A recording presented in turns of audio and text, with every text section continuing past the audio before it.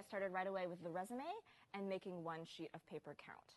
So when it comes to the resume, I think it's really important that we start by thinking about the recruiter, right? The person who's actually going to be looking at the resume. Because you want to be able to put yourself in their mindset, in their shoes, to really be able to get the job that you want, right?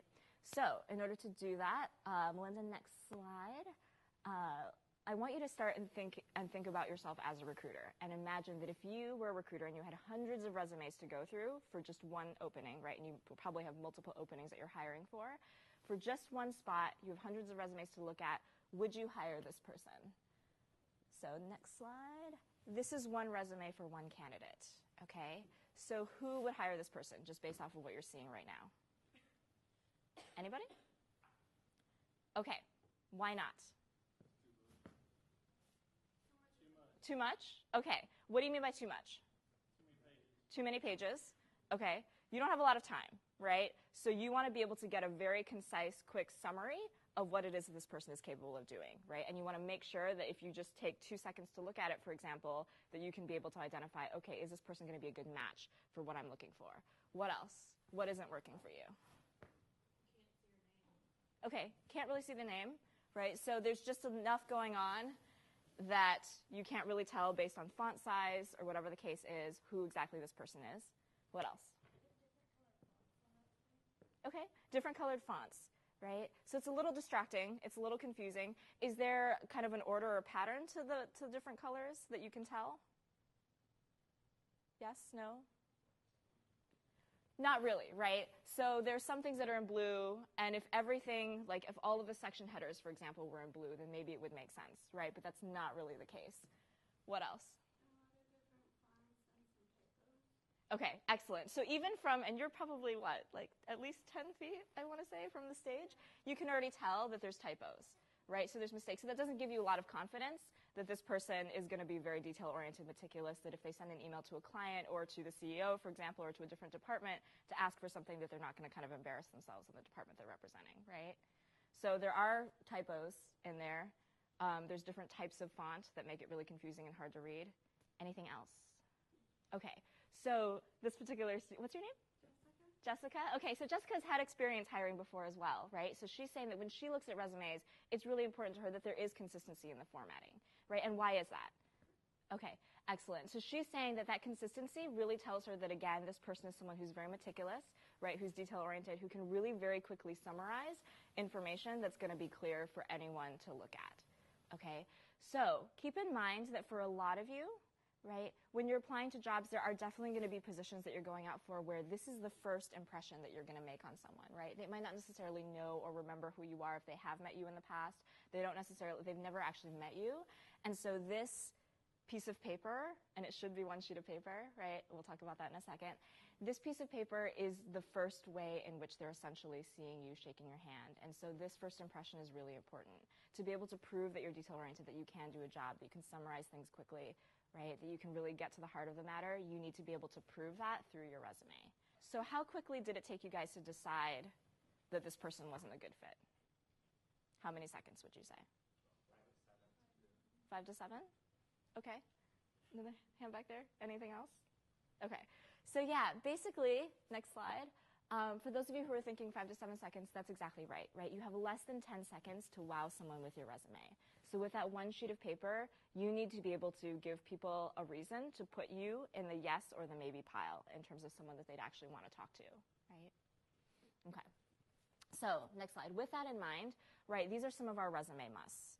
So first and foremost, we kind of already talked about it, it needs to be one page. As you guys saw with that example, right, the more is not necessarily more, right? More is kind of, less is actually more in a lot of cases. And I think especially for many of you, right, even if you, I know as online students, many of you maybe are coming into a second career with kind of a creative degree, and we'll talk a little bit about how you can kind of still impress people and sort of talk about that transition successfully in your resume or your cover letter. But you do want to keep your information very concise, right? You want to make sure that you're tailoring your resumes and cover letters to the actual position, right? So there's going to be a lot of work that you may have, or experience that you may have, that might not necessarily be relevant to the role that you're going out for. So you need to decide, okay, do I want to edit that out completely? Do I want to just maybe have one bullet point that summarizes it? Do I want to make sure that that bullet point, you know, what can I talk about from that past position that's still relevant to this particular role, and just highlight that, right? So it needs to be one page of relevant, updated information, okay? So for those of you who might not be familiar, resumes, you definitely want to start in reverse chronological order. So your first, so essentially your first position that you ever held should be last.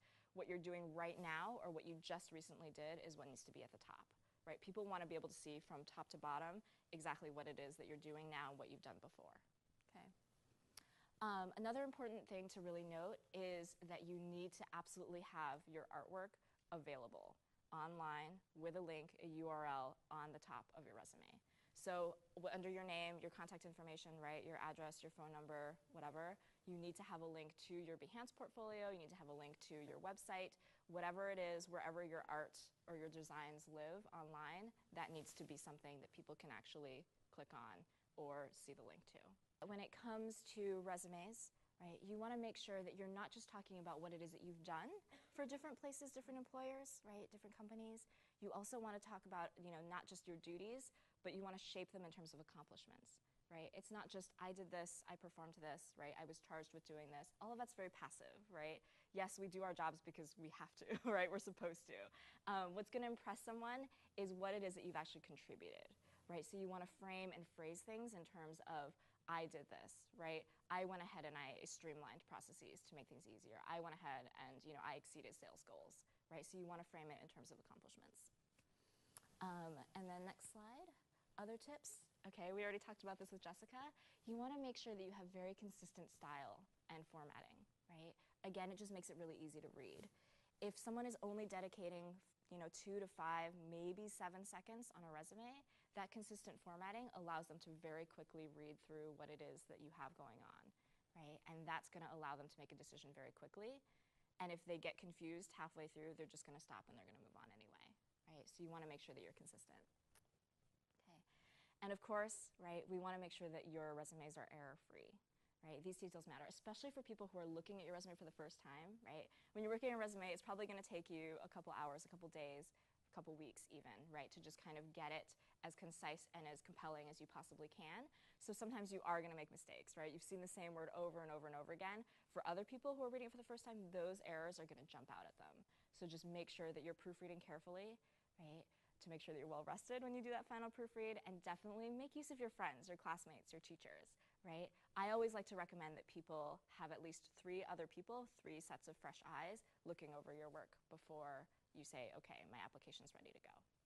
So everything that I'm covering right now is speaking to sort of a traditional resume, right? So if you were applying to a place like Pixar, for example, as an illustrator, or you're applying to, even like a game development company as an illustrator, for example, typically this is, traditional resume is probably going to be the way to go. But even as an illustrator, right, there are probably going to be, like freelance projects that you've done, or class, group collabs, or, other sort of projects that you've done, in which case, or you've exhibited someplace, you've been part of a group exhibit. If that's the case, there are going to be elements, certainly, of, a more sort of fine artist resume, where you're going to, kind of give the date, the location, identify the fact that it was a group exhibit, the name of the piece, right? There's all different ways in which fine artists have their own particular resume, in which case, I would say look at the type of company. Definitely that's where your research comes in, to sort of figure out. You can always do kind of a hybrid, right? There's going to be elements of it maybe that are sort of speak to fine artist work, or exhibitions that you might have. But for the most part, if you do have work experience, it's going to be relevant, right, in terms of kind of production type work, administrative work that are going to be relevant to the role. That's where you would probably focus more on having a traditional resume. And then sort of final tips to sort of think about. Anyone here speak more than one language or can read or write more than one language? Okay, several of you, right? That is a great thing. So the economy increasingly global. It's pretty much a global economy at this point. So it is definitely to your benefit if you do know more than one language. If you do, definitely include that on your resume. But do be clear about the level of proficiency, right? So for myself, personally, I can speak Mandarin, I can understand it, I cannot read or write it, right? So I would write something like, speaking fluency or something like that, right? To just kind of make it clear the level of proficiency that you have in these different languages, just so that people kind of know, where else they might be able to sort of take advantage of your skills or be impressed by what it is that you might be able to contribute, okay?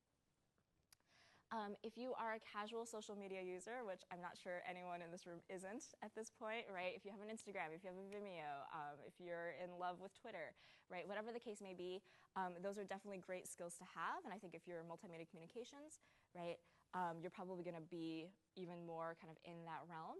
If that is the case, you know, that's great. But I think billing yourself as an expert, right, is kind of a dangerous sort of slippery slope. So again, I think clarity is important. So just if you are a casual social media user, you can identify that, especially if that's part of the job description. But just be careful about sort of what level you're indicating you're at.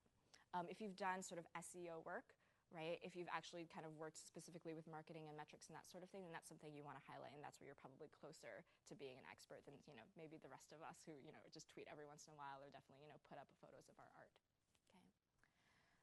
And then you do want to clarify between your student and professional work. Okay, so what I mean is that for those of you who are illustrators or who work in animation, right, especially here at the Academy, you might be part of Studio X, right, or you might be part of different collabs. If that is the case, that's awesome, right? But just make sure that you identify Academy of Art University somewhere near your title, right? So say you were the production lead on, you know, kind of a short animated film, right, that you're doing in class. If that's the case, that's a great title. You definitely want to include all of the specs when it comes to that project. But you want to make sure to have Academy of Art somewhere near that title so that it is clear that this is something that you've done in the context of school. Okay. Now, if you have actually interned or been commissioned to do work for an actual game studio or an animation studio, even if it's local, even if it's small, even if it's a startup, right, then that's different. That is professional work that you've been paid for outside of the academy, or even if you weren't paid, right, that's still experience that you've gained on your own outside of the context of class, in which case, that's great, right? You want to kind of highlight that. Does that make sense? Okay. Next slide. So we kind of looked at an example of what not to do, right? So I want to take a moment to actually kind of go through the anatomy of a resume that I feel like is very strong in a lot of ways, and I want to talk about specifically what makes it stand out to me and what would stand out to recruiters, and then at the same time kind of talk about what, you know, this person could potentially do better. Okay. So I've gone ahead, and this is an actual student, and she's a fashion design student. I went ahead and I just kind of covered up all sort of identifying information to protect her privacy. But all in all, this is actually a really great resume for a lot of different reasons, right? So there's consistent style. If you were to read through it, you would see that it's error-free. I think Jessica, from where you're sitting, you can probably see that there's at least not any typos that you can tell from there. And then definitely one thing that makes it really clear is that consistent formatting, right? So you've got education at the top, experience, skills, awards, software, language. The way that everything is lined up, it's very clear all the different sections, right? It takes me 2 seconds to skim that, and I know exactly what it is that I'm looking at, right? I know she's a BFA in fashion design. She got her degree here. She's getting her degree here. I can see very quickly that she has actually interned before. I can see that she's actually worked, you know, as an Etsy shop owner. She's worked for Armani, right? So very quickly, because of the bold headers and the consistent sort of formatting, I can tell just at a glance exactly what her experience is, what her title was, where she's worked before, where she's working now. And then with those bullet points, it's very easy for me to see very quickly what her accomplishments were in each of those roles. Right? So it's good, it's easy to read, the workplace and the position are easy to identify. One thing that's missing that I think she could definitely do better, right, is that I would love to see her designs, right? I like her experience so far, right? Armani, that's a big name. It's cool to me that that's one of the first positions she's held. But now I'm curious about her actual artwork, and I don't know anything about it, right? So now I have to do the work of Googling her, hoping that her name is distinguished, you know, is different enough that I can find her quickly, right? You don't want people to have to go through that guesswork. So you need to have, or she should have, the portfolio URL, right, available under her contact information. Another thing that I think really could be helpful too is having all of her dates kind of in a separate column, sort of like her section headers, to the right. It just makes it a lot faster and a lot easier for me personally, right, or as a recruiter, to see very quickly, okay, how long did you hold this position? How long was your internship, right? But I do like that her dates do indicate both the month and the year. And that's really important just because it allows recruiters to know very quickly, right, again, the span of time in which you were working in a particular role to be able to accomplish the things that you did. Okay. So for example, if I just say something like 2015 to 2016, right, as my dates, that's a little confusing because I'm like, so did you work a full year, right? Is that 12 months? Or did you just happen to work like November 2015 to, say, March of 2016, right? In which case, that span of time is a lot less. And don't worry, right? I think a lot of students, when they hear that, they get anxious because they're like, well, what if it was only a 4-month internship, right? Is that going to be a mark against me if I indicate very specifically what the dates were and it's less time than maybe a year or 3 years or whatever the case? People expect that, right? People expect that you're going to grow, you're going to move on. They know that internships probably are not and should not, right, last more than a year probably. And so sometimes clarity, or I should say always for the most part, clarity is something that you shouldn't shy away from, right? The things that you think might be a mark against you probably are not. So it never is, it's not a bad thing to make sure that people know exactly what it is that they're getting when they see your resume. Okay. One thing that I want to note is that if you were to read through this resume, right, she did a great job of kind of formatting everything. But there were, a lot of instances where reading through her bullet points, I know what it is that she did, but I don't necessarily know what it is that she did that made her exceptional, if that makes sense. So I would like her to focus her content, and I would like all of you to focus your content more on achievements, right? So if you can imagine, right, so if anyone were to step into that particular role, right, they're going to do the things that the job description has asked of them. You'll do it. The person sitting next to you, if they were in that same position, would do it as well, right? So how you make yourself stand out as a candidate is by talking about what you did personally of your own initiative that made that role that much better, that really made the company better, right, or that department. So think about that. And then, in terms of kind of consistency, one thing to just note is that some of her margins kind of were just a little bit off there on the right. And so just kind of, again, making sure that you're sort of keeping everything as formatted as cleanly as you possibly can. Okay. All right, next slide.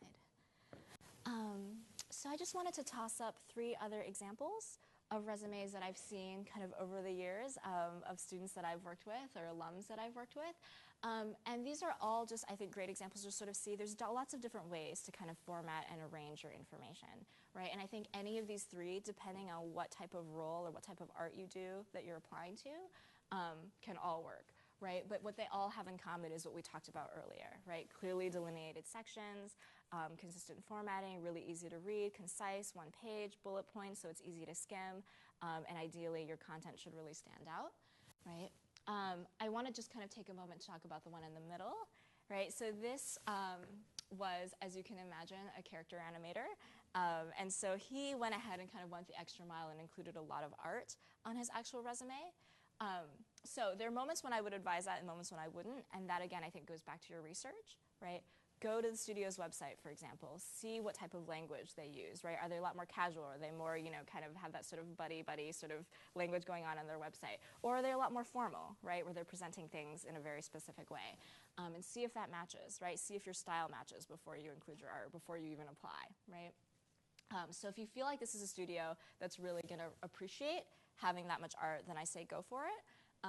I think definitely if you were to eliminate some of the other characters and just made sure that there was art in the banner, that can sometimes help catch people's attention and entice them to actually want to go to your portfolio a little bit more, so long as the style matches their particular company, right? So there is research involved. We do encourage you. There is kind of a case-by-case basis that you really want to sort of look at your applications and see how you want to format. Obviously, in this day and age, most people are going to be emailing or submitting or uploading your resume into a portal, right, when you apply for a particular position. Yeah, that's often the case, but even if you get an interview, right, you still have to print out copies. The expectation is still that you're going to come prepared with a physical copy of your resume that you can hand off to someone that you're meeting with or multiple people that you might be meeting with. So yeah, when it comes to the color background, I think this particular alum took the time to actually, in Photoshop, I believe, or InDesign, he went ahead and he colored that background in a specific way.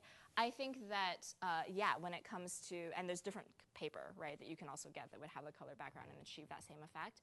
I would say that either way I think is fine. The important thing to note is just to make sure that it's easy to read. I think you never, ever, the point of, I think, having these 3 different examples and the one earlier is to sort of prove that there's lots of different options that you have, but the most important thing is that you should never sacrifice content for style, right? Don't go so overboard or don't spend so much time focused on just the formatting or making sure that it looks pretty. It's more important that it's actually just readable, right? That people can get the information that they need. So I would say I personally feel like it gets to be a little bit dangerous to have more art within the resume itself, right? So if it were up to me, and I think what he's doing is kind of smart, right? So if you were to think about it, he's actually sort of leading your eye through the resume, right, with this kind of soccer game that he's got going on, which is kind of cute, right? I think that's a really cool effect, and those are all things from his thesis, which, clearly people would want to sort of take a look at if this is something that matches their style. But I do feel like after a while it does, potentially look a little bit cluttered. I would recommend if you're a visual artist, a graphic designer, I would probably just have one, like literally maybe one piece, one figure, one sort of image that's in your header, like in your banner, right, next to your name. Your name should be the largest thing. I think someone earlier talked about the the don'ts, right? So you want to make sure that that your name really anchors the page, right? It's the first thing that people see. It's in big enough font that it really it's like, okay, I remember who this person is. Alongside that, I would include maybe one image or one piece of art. If you're a graphic designer, especially, you might create your own logo, and it's not a bad idea, I think, for all of you to do that. To just, if it's simple as your initials and it's like a circle and it looks nice and professional, that's something that I would do to kind of help brand yourself and help you stand out and make it memorable, right? So that's what I would say, is I would probably limit it to just one image in the header so that people can associate that image, your art, with your name, right, and then the rest. As far as your second question, I know you had kind of talked about, for those of you who couldn't hear, she kind of talked about this experience of actually submitting a resume that was kind of beautifully colored, very specifically sort of designed for a position, and then when she met with them, she saw that they had kind of printed her resume in black and white. Honestly, they probably did that just to save on color ink. I know that sounds really funny and lame, but companies do that. It's just, you know what I mean? Like, they just need to have the content in front of them so that when they're interviewing you, they kind of know who they're talking to, and they remember exactly what it is that you've accomplished, and they can talk to you sort of very smoothly through that interview. So that's probably why they did that, but yes, your job as the candidate is to come prepared and to make the best possible impression that you want to make on that particular place. So what you did is exactly right. You should print on, cardstock, right? You should print on paper that actually has heft to it, that has thickness to it. You should pick a color that's actually going to, kind of correspond and emphasize the elements of you that you feel like you want to be able to, again, brand yourself. But I would always stick to probably paler colors, right? Or if you want to do, like black and then like white font or whatever, something that's going to be really easy to read. Okay, so that's the key thing, is I would just make sure that you're never sacrificing content or readability for something stylistic. So let's focus for a moment on the cover letter. So we've covered sort of top tips for the resume. Usually if you apply to a position, they're going to ask for a cover letter, and even if they don't, make yourself stand out, you should always submit something, right? Let people know why you're applying to that position and why they should pick you, okay?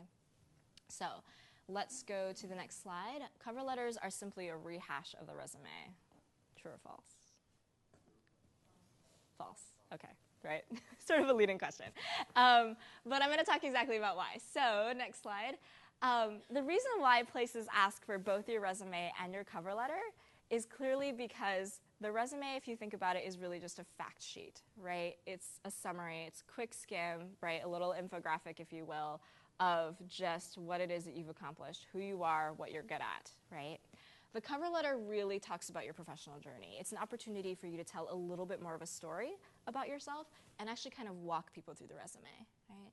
So this is what I mean by that. On this next slide, what you want to do is you actually want to highlight what you want employers to pay attention to when it comes to the resume, right? This is your opportunity to, not so much in person, but on paper, essentially shake someone's hand, introduce yourself, and then say, hey, this is why you should pay attention to the things that I've accomplished, right? To some extent, you're selling your personality. You're talking more about the company and why this particular role and why you'd be a good fit for it, right? It's a way for you to sort of expand on just these bare bullet points that they would otherwise only have if they just looked at a resume. It's also a chance to contextualize your experience, okay? And what I mean by that is that I think for a lot of you, or some of you at least, right, you're moving into a creative field maybe for the first time. It's quite possible that you've worked for 5 years or 7 years in finance. Maybe you've been a nanny for 3 years, right? And now you're pursuing your degree in visual development here, right? And you want to be able to include that experience, but you want to make sure that people understand, like, hey, you're an artist now, right? You want to be hired to be a designer. You want to be hired for the thing that you're actually studying.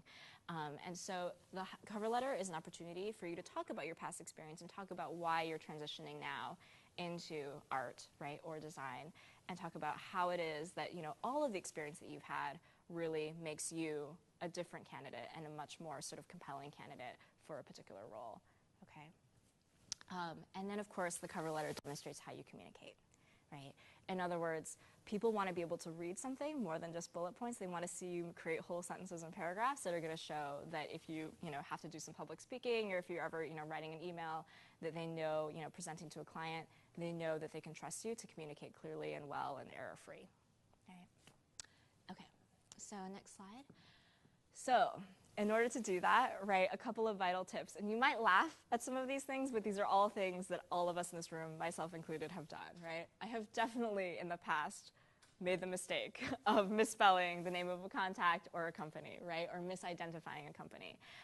We definitely have had, places like Pixar come on campus or Disney come on campus and say, I can't tell you how many, like Pixar, for example, they'll be like, I can't tell you how many resumes I get where they're like, hi, Walt Disney Studios, right? And this is going to happen because you're going through and you're applying to a lot of different jobs at the same time, more than likely, right? Similar roles in different places. And I think it becomes really easy, if you already have a draft saved, to just kind of miss some of those things. So again, that's where proofreading comes in and is really important. So again, just make sure that you're being correct about how you spell everything. We always recommend, too, that you don't just say to whom it may concern, or don't just address the cover letter generically, dear hiring manager or dear Pixar, right? Take a moment to actually go online and figure out who it is that you can address your cover letter to, right? In this day and age with Google, right, with LinkedIn, you don't really have an excuse not to be able to get a hold of an actual name, right? If the job description tells you that you'll be reporting to, the publicity manager, for example, if you're going out for a publicist position or for a marketing firm, right? Then go ahead and look up on LinkedIn who that person is, right? So even if you misaddress the cover letter, it shows that you've done research, right? That's already going to put you in the top sort of 10%, 5% of people who are applying. And so when you say you're passionate about this role, you're passionate about this company, they believe you because you've taken the time to figure out who exactly you might actually be reporting to, or who exactly is going to be part of your team. Make sense? So again, obviously, you want to take the cover letter as an opportunity to talk a little bit about why you're a good fit, what it is about that particular role at that particular place that is interesting to you, right? What about their art style or their games, for example, that you really love? What is it about this particular gallery that makes you want to work for it or showcase particular artists in that place, right? Or to showcase yourself in that place. And then, of course, you want to include 2 to 3 examples, right? Very short, just highlights on your cover letter of what makes you so experienced and what makes you a really good fit. And what you do is you want to look at that job description, right, and make sure that you're actually using key phrases and you're actually using examples from your experience that really speak to the things that they're going to expect you to be able to do. Okay. So really your job description is kind of your sort of map, right, as to what you want to include in your cover letter. And then next, other things that you want to be sure to do is if you're a fan, be specific, right? So I believe that's a League of Legends image, yes? Okay, for all of my rioters out there. So if you're a fan, specify how, right? Talk about your gameplay. So, if you're a level 5 summoner, I don't know, maybe that's a thing. I think that's a thing. So if you're, right, so like if you have actually attained a specific level in a game that this particular company produces and you want to work for them, right, be specific, right? Actually give them a reason to read on. And especially a place like Riot, they only hire fans. They only hire people who have actually gotten far enough in the game to really appreciate what it is that they're doing and can actually contribute to it. So be really specific about that. Don't just say that you love Disney, right? Give me 1 or 2 lines about your favorite film and why. And actually, don't just talk about it in terms of being a fan. Talk about it in terms of being an artist, right? What is it that Pixar is doing in Finding Dory, for example, that really touches you artistically, right? What is it that, what is it about the shading or the lighting, right, in a particular movie that actually speaks to your experience and what it is that you're learning and studying that's going to make you sort of a really good fit for that role, okay? If you've had the opportunity to meet any of the recruiters or anyone from the studio, so I know you guys had, speaking of Pixar, I've been using that example a lot, but I know you guys had a studio tour at Pixar earlier this week, or you went to Pocket Gems in games. If you've actually had the opportunity to meet someone, right, from that studio, and they've maybe reviewed your portfolio, or even if you just shook their hand, exchanged business cards, you want to go ahead and talk about when and remind them, right? Even if you're not addressing it to that particular person, the cover letter, you can say, thank you. You know, I had the pleasure of meeting you on June 22nd, you know, maybe not you, but just, you know, meeting this particular person, right, Ms. Angela, whoever, for example, from Leica on June 22nd, right, you know, and, you know, it was, you know, then you would kind of go ahead and talk about and just say something like, oh, you know, it was a great experience to be able to learn how the company functions, blah, blah, blah, right? So then you would kind of go on to talk about what it is in that encounter that made you want to apply, right? So anytime you can kind of drop a name or remind someone that you've met them, if they have reviewed your work, you want to talk about, you know, the fact that you appreciate that, and tell them what it is that you've done, what feedback you received that you've then incorporated into your portfolio. So that's going to make them want to, of course, look at your portfolio again and see that you've actually incorporated the feedback that they talked about, improve their work, and that's going to make them want to hire you, right? So never apply to a position. If you have had your portfolio reviewed by someone at a company and you apply to that company, first of all, remind them in the cover letter, but also do not apply until you've actually made those changes to your reel or to your portfolio, okay? Just don't do it, because otherwise they're going to take those notes, they're going to actually see what it is that they told you to do, and then if you haven't done it, then they're not going to hire you, okay? All right, next slide. So just similarly, right, to before, I want to take a moment to just kind of go through a cover letter that I think is doing a lot of really strong things and kind of talk about what I would recommend this candidate do differently. So I've gone ahead and I've taken out the name of this particular student. She actually just graduated, so she's an alum now, but her name was, you know, definitely the first thing that I was able to see just looking at it, and that's good, right? You want to make sure that your name anchors the page on your cover letter, same as with your resume. Typically, I do really like that she did some branding, right? So what you see here, she had with her name and her contact information, her portfolio link, all of that was there. I've gone ahead and X'd that out, but I like how that header exists on both her resume and her cover letter, right? So it almost looks like she's got stationery, right? She's got her own sort of professional sort of pieces that she's, you know, submitting to these different places as applications. And it really kind of helps to brand her and helps me remember her based on these different elements. So again, after her name, she went ahead and she just said, you know, production management, because she was going out for a producer role or production assistant role at Pixar. That's awesome, because as a recruiter, immediately I know what role she's going out for, right? I can very quickly just match her application to the particular position. That's what I'm looking for when I look over all of her qualifications. And also, right, it makes me confident that she knows these things. The fact that she's labeled herself already as someone who does production management, it means that she's confident about what she brings to the table, right? Even if you're still learning, even if you're just studying, right? You are a graphic designer. You are a you are a level designer in games, for example. You are a fine artist. You are a painter, right? You are someone who rigs, right? You're a rigger. You want to bill yourself that so that it's very clear to people that you know what it is that you bring, right? Again, she put Dear Pixar Animation Studios. It would be better if she actually researched the head of HR or the head of that particular department, the production department. What I do think that is good is that in her first paragraph, in her first sentence, she already talks about her qualifications and makes me want to read on, right? So she wrote, I am very excited to be writing to you in regards to the 2015 production management internship, right? So first sentence, I immediately know that she's passionate, right? She's excited to apply, and I also know exactly what it is she's applying for, right? I'm a student at the Academy of Art University in San Francisco, California, majoring in illustration, graduating May 2015. I believe I am the perfect candidate for the position because I am a natural leader, problem solver, and have a great understanding of pre-production stages for animation feature film, right? That's her first paragraph. It's an awesome first paragraph, and I'll tell you why. Immediately, right, I know what position she's going out for, I know what her degree is, and I know what school she went to and exactly what her skill set is, right? She's a natural leader, she's a problem solver, she understands pre-production. Those are all key words I can tell you that she pulled straight from the job description, right? It's not lazy, it's just smart, right? That's exactly what people are looking for. They don't have a lot of time, they want to know, bam, right in the first paragraph, that you know what it is that you want, and that what you want is exactly what I'm looking for in this role, right? So now I'm going to read on, because she said that she has these qualities. Now I want to know what experience proves to me that she has these qualities, right? So I'm not going to read the rest of the cover letter, but she does spend the next, right, 2 paragraphs doing what you should do, which is talking about what Pixar has meant to her, right, and what her experience has been, right? She's just highlighting 1 to 2 kind of examples from school, from internships that she's had, that discusses why she's, you know, how it is that she's a good leader, right? Projects that she's led, the ways in which she's problem solved, the deadlines that she's hit, right?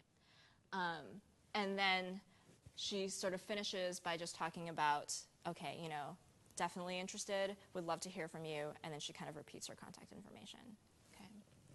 And I think the only other thing that I would just identify is that the cover letter is a little bit long, right? It takes up a lot of the page, and I know that as a recruiter, right, as someone who looks at a lot of resumes or cover letters, they're probably going to want something a little bit shorter than that.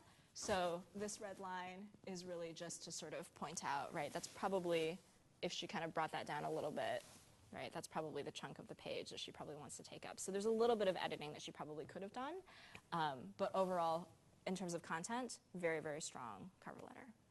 Okay. All right, next slide. So as far as both resumes and cover letters go, right, some final sort of words on that. Again, I can't emphasize enough, you want to make sure that you proofread. You want to have 0 spelling or grammar errors. Please be sure to follow submission instructions, right? If they tell you to email everything as one attachment, then combine everything into one PDF and email it that way, right? Take the time to do that. If they say that they want it uploaded, that you can only apply through this specific portal, follow those instructions, right? I know it seems really basic, but a lot of times I see students, they're like, no, I want to do it this way. It doesn't matter, right? They have a particular system for doing what they do because it makes it easier for them to be able to go through their process quickly. You don't know what that process is. You don't have to know what that process is. You just know that you need to be part of that process to make it smooth, to be able to be someone that they want to hire, right? And then name your files intelligently, right? So if you are saving, you know, your resume, cover letter as a PDF attachment, right, that you're emailing off or that you're uploading, just make sure that it's, you know, your first and last name, identify it as a resume or a cover letter, maybe include like the date or, you know, like June 2016, just so they know around the time that you submitted, right? And then next slide. One final tip to kind of keep you guys sort of moving on this is that, again, you might find that your skill set spreads across different roles, right?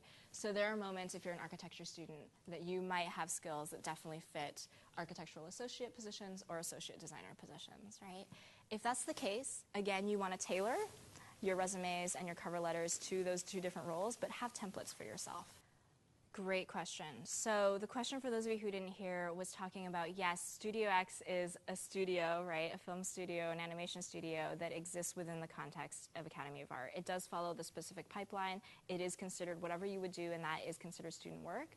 But there are definitely times when Academy of Art students, right, you guys are hired to work on actual, like, movies, right? So I know visual effects for Thebe, right, which was, you know, nominated for an Academy Award. Same with, I think, Beasts of the Southern Wild, right? There are actual sort of award-winning films that, you know, that everyone has had the capability of seeing in the theater that students that you guys have taken a part in. That is considered professional work. So if it was, let me explain. So if that was brought to you in the context of a particular, if it was brought to you in the context of Studio X, right, if they were like, okay, Studio X is now going to work on this particular, as part of a class project, you're going to be working on this film, I would maybe have one bullet point or just, you know, kind of put Studio X Academy of Art University under that.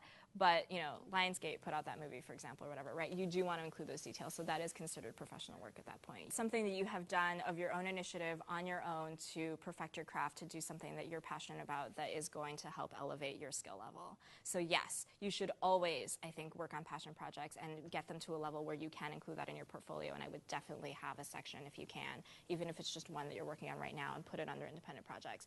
People love that. Companies love that. Galleries love that. They want to see what it is that you do on your own that's totally free of any kind of, you know, constraint or system. They want to know what you're capable of. They want to know that you took the time to do that, right? You guys are juggling families, school, right, a million different things, and yet here you are doing something just for you to perfect your art, and it's good enough to be part of your reel. People want to know that. Okay, so in the last couple of minutes, I'm going to go through very quickly to just kind of talk about different resources where you can actually find jobs and internships, right, and put all of this to good use. So first, I do want to ask, how soon do you guys think you should be looking for a job or an internship? 5 to 6 months out? Okay. Anybody think that's a little bit too long? Anybody think that you might go A or B? Okay, you, sir? B. B? Okay, so you're thinking 1 to 2 months before, probably a good time window. And in the back? B? Okay, great. So this is my recommendation, and this is just based on working with a lot of different companies and recruiters. Answer, at least a semester before. And this is why we say this, right? So the next slide, right? So it is 5 to 6 months out. So if you want to start interning or you want to start a position, you want to be able to start working at a place, say in the spring, around now is when you should be looking for those positions. And this is why. So PlayStation, Sony PlayStation, they come on campus, I think, in the fall all of the time. Some of what they say to all of the on-site students, I'm going to say to you now. So as an online student, you're not missing out. This is all on their website, right? They have a specific internship program, which includes mentoring, which includes professional development. You actually work on actual games, actual projects. And so, yeah, that is considered professional work at that point in the context of an internship. And because it is so systematized, right, because they have a whole program built around that, they want to make sure that they're looking at applications as early as possible, and they're giving themselves timeline, right, deadlines to look at things to be able to hire the right interns to work on these projects. Okay. So with that in mind, for example, if you wanted to intern for Sony, the only time that you'd be able to intern for them pretty immediately is actually in the spring. So it is now June 2016. If you wanted to intern for them, you would not be able to intern until it's actually the spring semester. So for example, for fall, right, you'd already be out of luck because June 15th was the application deadline to actually intern in fall, right? So they're going to post their next set of internships in September, right, so this fall. They need time, right, so you're going to apply. The deadline for that would be November, so winter of 2015. You would need to have submitted your application by then.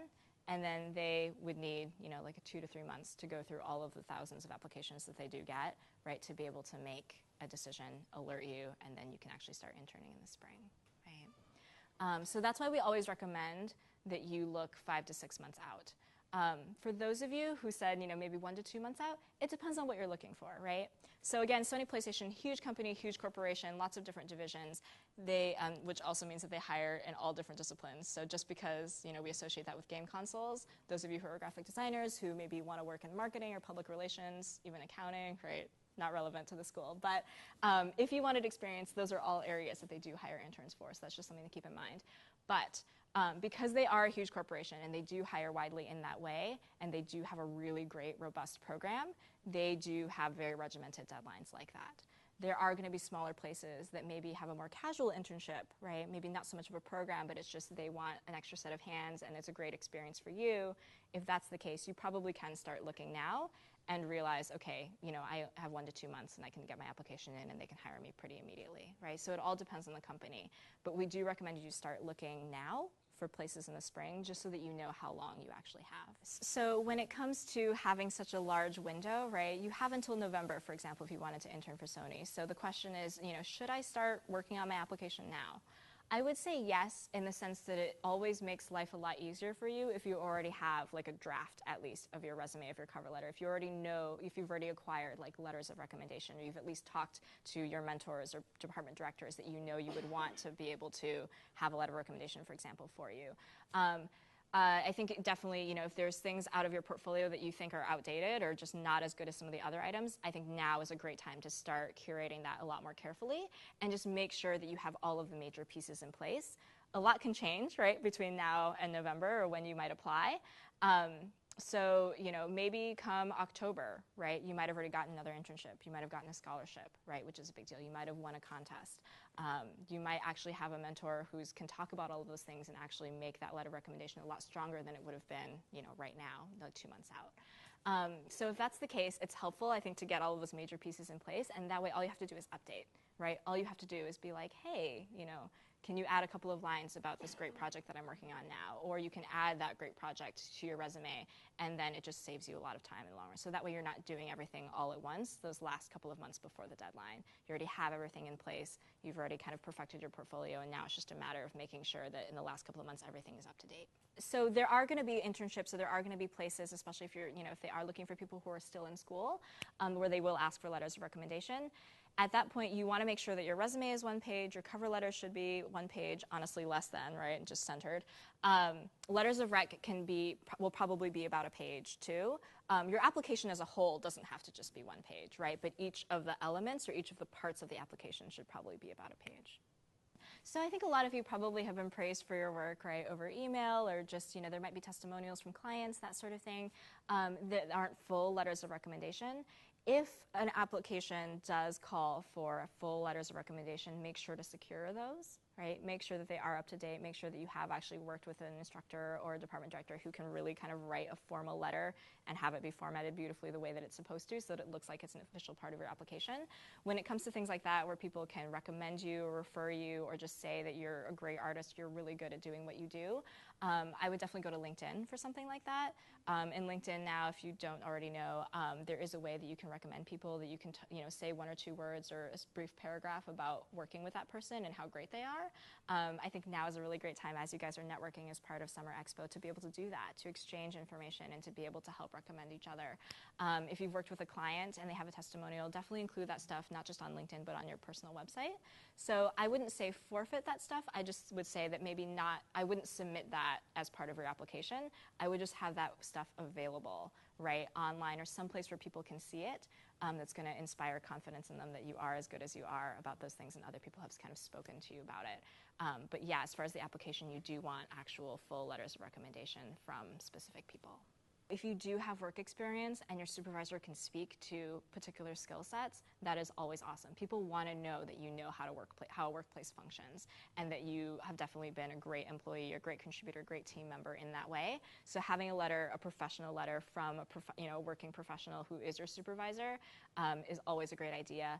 If you can have a teacher basically speak to how well you work in class, right? How you're able to contribute, how much you're actually learning or giving other students or giving to a project in the context of your art and design skill sets, that's perfect, right? So I would say probably both if you to kind of give that range and that balance. Typically companies, I shouldn't say typically, but there are definitely companies that are going to want someone full-time for that internship.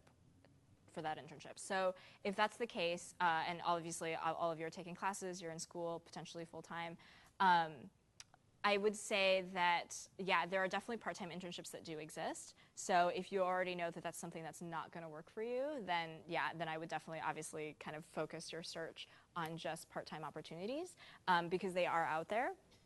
That being said, I think for a place like Sony, PlayStation, so they are definitely going to ask for you to be there full-time for that particular semester. That's a great thing, and if you do get selected for that, I would say definitely take that opportunity. Your teachers will understand, and there are definitely ways that you can work with the academy. We're very used to this. The school will work with you to sort of figure out how you can take classes or kind of rearrange your coursework and your degree program to accommodate that internship. There are internships that you can get for credit, and then there are specific rules that the Academy has in terms of making sure that those credits do correlate. So a lot of the times I believe there's going to be an internship class, right, that you'll have to take in conjunction with that. So all of those details are actually, they are available to you through the Academy. But yes, internship for credit is definitely something that we accept. But there are obviously, I think, rules that kind of go with that, so just make sure you know what they are. I mean, I think it's always helpful to include as much information as you can up front, just so that it's available to them. I would always, if you are dropping off a portfolio, I would always include like a resume, potentially a cover letter, depending on how badly you want it. I think it's never a bad idea to always include a cover letter, and then like your business card. So if you want to go ahead and just paperclip that to the inside of like your envelope or the inside of like your book. I would definitely include that, or if there's like a little pocket that you can insert all of that information in. I think that's definitely helpful. Okay, cool. So moving on very quickly. So just a note, junior year is your best time to intern. And that's just because you're far enough in your program at that point that you have built up the qualifications and kind of the pedigree to be really competitive for those internships. And also it's not your senior year, so you're not panicking about graduation and kind of final classes and all of the work that would kind of go into that. Also, your senior year, you're going to be applying for full-time positions, so you want to already have that internship experience on your resume and kind of as part of your portfolio. Okay. So very quickly, here is a list of all different opportunities or resources where you can find different opportunities. Okay. So first and foremost, we have the Academy of Art Job Board. I'm going to kind of go through some of these: LinkedIn, Workbook, the art list, and then social media. Your personal and professional network, of course. Craigslist, believe it or not, we do have a student who got like a part-time gig at Uber through Craigslist. So there are legitimate postings that happen on Craigslist all the time, especially I think for sort of savvier, more sort of nimble companies that are sort of startup-y and tech-based. So that's something to kind of keep in mind. Obviously do your research so you don't get scammed. But then look sharp. If you're dedicated to looking for an internship, is a really, really great resource for you as well. We are running really short on time, so I'm just going to talk very, very quickly about LinkedIn. LinkedIn is not just a place, right, for you to put your resume online, although all of you should have a LinkedIn profile. LinkedIn is also a really great place to actually look up companies that you might want to work for and be able to find enough information to really tailor your cover letter and your application materials to make you the best possible candidate for a job, right, when you actually put your application materials together. So if you were to actually research a place that you wanted to work for example, I used Riot. If you put that into LinkedIn, immediately you'll see that it gives, either people who work there, right, so you know who to adjust your cover letter to, people who used to work there, right, so that can give you more information about what other companies you might be interested in applying to, and then obviously jobs, right. Remember that LinkedIn obviously functions as a giant job board as well. So kind of the take-home message is that you can always use LinkedIn for research, and then on the next slide, you'll see that if you were to actually follow that company, right, that's where you can get kind of real-time updates about any internship opportunities, about, information about that particular company. So for example, Riot has consistently, year after year, won various awards for being a great place to work, right? So part of what's going to make you happy and fulfilled in a role isn't just, can you do the job, right? Is it a good skill set? Do you love what they do? But also, are you going to love working there, right? Do you like the culture? Is that going to fit with you? The types of people who might be drawn to this role, are they people you're going to get along with? And so information about the company is going to exist there. I want to kind of remind all of you that you can actually engage with companies through LinkedIn and through social media, right? So back in 2014, when they were welcoming all of their interns, an actual Academy of Art student did actually comment and said, one day I will represent Academy of Art as well, which is really great, right? So in the future, when Kevin applies for their internship program, there is someone on the other side, right, at Riot who's actually paying attention to these posts and people who comment, right? They run the LinkedIn page. So they're going to recognize that name, right? You comment enough, intelligently enough, right? People are going to notice and remember who you are. That's actually been like literally my experience. In the past, I have actually engaged with people through social media, and it does become like a healthy, wonderful, productive conversation. And eventually, right, that's my networking. Eventually, if I were to apply, right, if Kevin were to apply to a place like Riot, they might remember him, and they're going to take a second look and look more carefully at his application. Okay, so that's just something to keep in mind. Also on LinkedIn, you can find other companies that are similar that you might want to work for. And then, of course, for those of you who are online, spread all across the country or across the world, you can always search specifically by location or different types of jobs, right? Full-time, part-time, whatever it is that your specifications are. For those of you who are fine artists, how many fine artists do I have in the room? Okay, one. For you, I have Workbook, right? So if you're not already familiar, workbook.com is for fine artists and for designers. I meant to shout out to all of my designers as well. So if you look on Workbook, there is a directory where on the next slide you'll see there's going to be a drop-down menu where you can look for specific companies, but you can also look specifically under categories, right? So in that drop-down you would see things for advertising, for art buyers. If you're looking for an artist rep, right, Workbook's a really great resource for you. Design studios, photo agencies, right? This is a really good database, and also kind of industry news that you can kind of get hooked up to through Workbook.